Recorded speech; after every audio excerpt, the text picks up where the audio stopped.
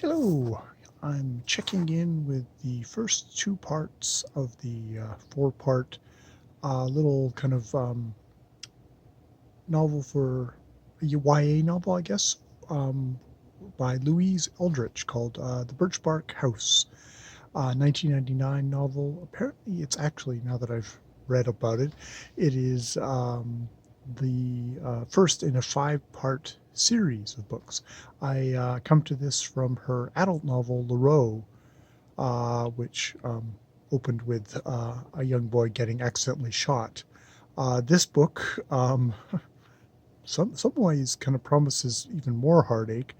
It's set in 1847, sort of around Lake Superior, with an Ojibwe family. And specifically, the main protagonist is Omak- Omakia? Omakia, Little Frog, a 7-year-old girl, 11-year-old girl who is, living with her family in this thing. Her father is half native, half French Canadian, so I guess Métis. Her mother, and that's Day Day. Her mother is, I think, full kind of Crow Ojibwe, um, and it's it's um, uh, it's one of these books. Like, it's in some ways, a part of that is because it's from the kid's point of view. It seems very idyllic.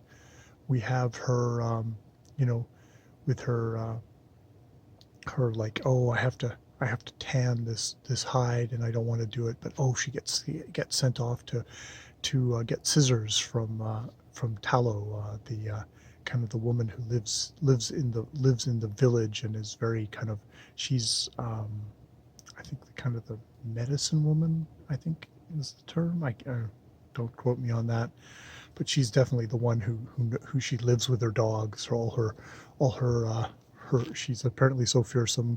All her husbands have left her. That, or maybe she turfed them.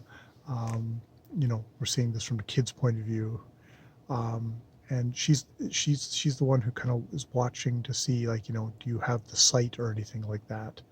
Do you hear the voices? Do they talk to you? And so far, it's no. So she gets that, and she gets the scissors, and she's coming back, and she bumps into a couple of bears, little cub bears, and she feeds them little bits of stuff, and the mother comes along and kind of pounces on her, and she's like there with the scissors, and it's like, oh crap, is the mother bear going to kill me? But I'm not going to do anything with the scissors. I'm just going to let her sniff me. Hopefully she doesn't sniff the dogs on me, or hopefully it's like, so it smells all the kind of the moose and the moose guts and all that, and she sort of lets it go, and they have a conversation, and it's like realistic, but it's also kind of in it, but it's also just so um with nature, and so kind of like, that's pretty, and it's like, this is the mother bear, you can smell the rotting um, deer guts on its teeth, and it's horrible, the smell of its fur. It's like, it's really, like, it's very present. So it's like, this isn't just like, oh, fairy tale bear. No, this is something that could rip your guts out. But no, she's like, the bear lets her up, and it's like, you shouldn't be hanging out with this human. It gives the bear cub a cuff, and they go off. So we get like kind of wonderful scenes like this throughout these parts of the novel. We get Little Pinch, who becomes Big Pinch, which is the bratty um, younger brother, who's always like, we get into winter, and he's throwing snowballs at them. He's of course got good aim, but he puts a rock in them to just sting his sisters even more. Um, they they go to they go into town, and there's a Roman Catholic mission there, and it's, they see, like, oh, like, one of the older boys is coming out, and it's kind of surprised, and it's like, well, why are you coming out? It's like, well, it's because I don't want to get treated by, I need to, like, learn the white man's, what do they call them, long knives signs, so they won't cheat us in treaties, which unfortunately, yeah, they're really going to cheat you in treaties, because I've been reading Clearing the Plains by James Daschuk, and holy crap. And there's also worries about she's got a little brother, um, um, Amoebi, Amoebi, Amoebi. It's four. I'll have to get my name straight, but it's like they've been like trying to like wait for like Tallow like names them, or is it Tallow names them, or is it Nazu's king?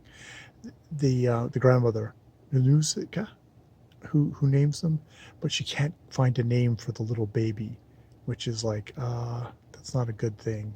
Like if you can't find a name, it's like how long is the baby going to be around for?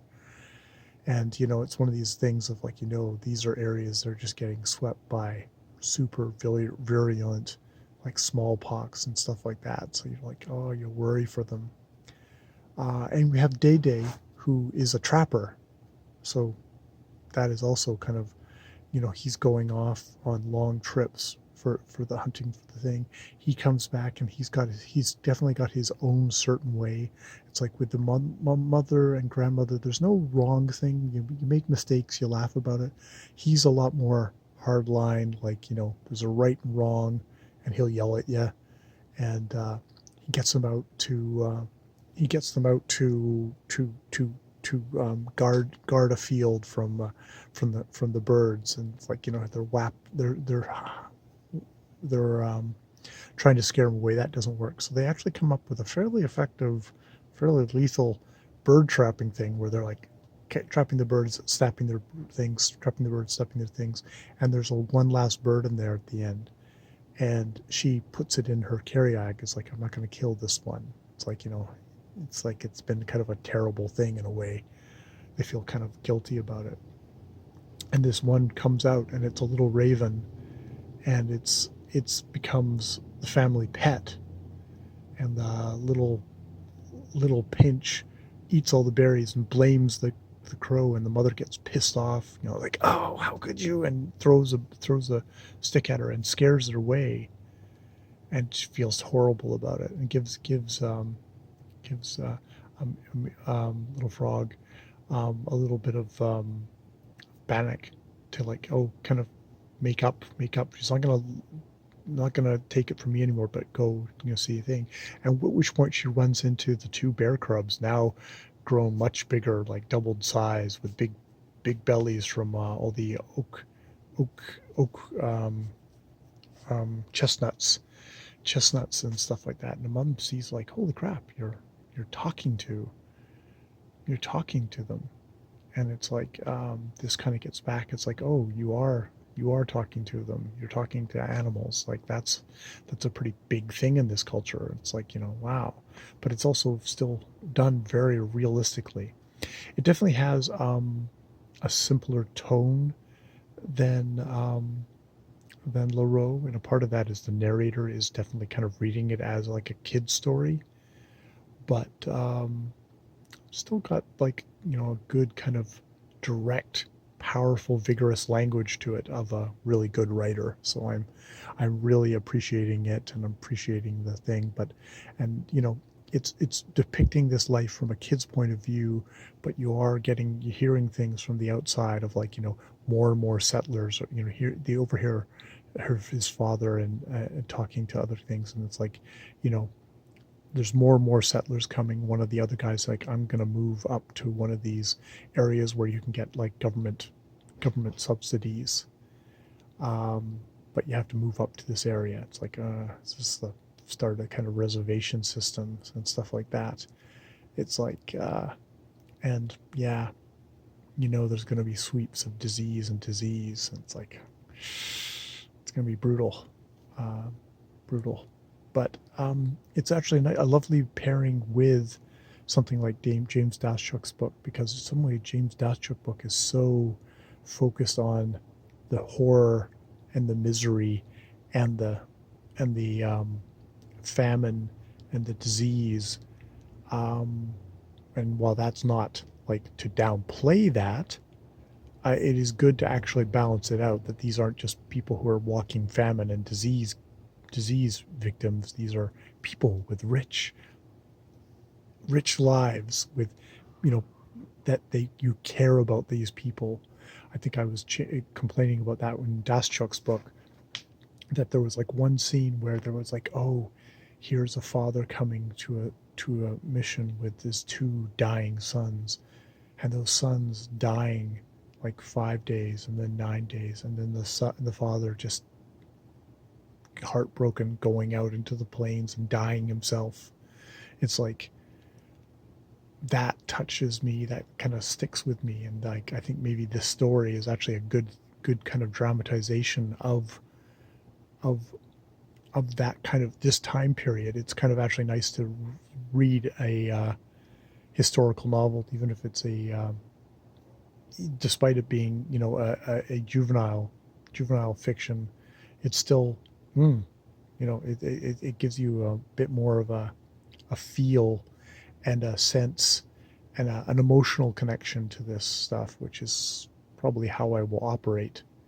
Well, also it's good to have the background material in the back of my head, so it's like, oh, okay, I'm going to appreciate this novel more because I've got James Daschuk, and maybe I'll appreciate James Daschuk because I've got this novel. Here's hoping. All right, I will stop there. I kind of rambled all over the place in my chronology there, but we've gone from summer to fall, and now comes winter, which I think is when things might get real.